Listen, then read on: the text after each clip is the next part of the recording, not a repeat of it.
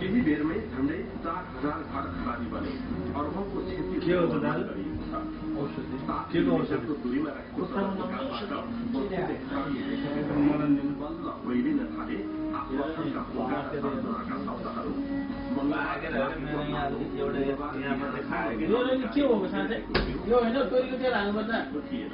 गत वर्ष पनि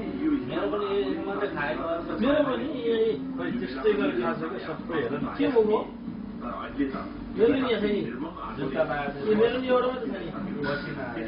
दुखी जिन्दगी औरतका बासिन्दा अब छन् भयावह स्थिति।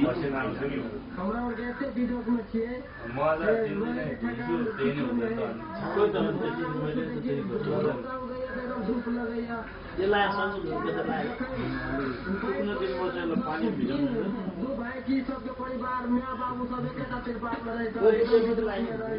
में खाए पिए के कोनो चीज के व्यवस्था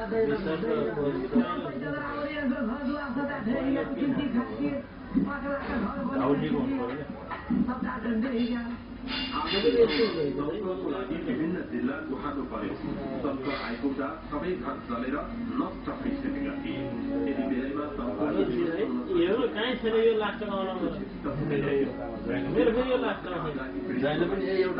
डाक्टर बाबुराम भट्टराईले प्रति परिवार 25,000 राहत दिने घोषणा गरे भने स्थानीय प्रशासनले पनि राहतको घोषणा गरेको छ। प्रधानमन्त्रीले आगलागी पीडितलाई भोकै बस्नुपर्ने अवस्था नआओस् भन्दै स्थानीय अधिकारीहरूलाई पनि कडा निर्देशन दिए।